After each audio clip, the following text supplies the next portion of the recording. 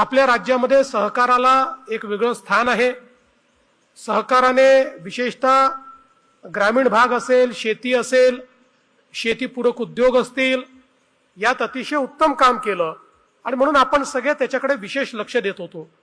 पण त्याच वेळी सहकारातलं गृहनिर्माणाचं जे क्षेत्र होतं हे मात्र मोठ्या प्रमाणात दुर्लक्षित होतं।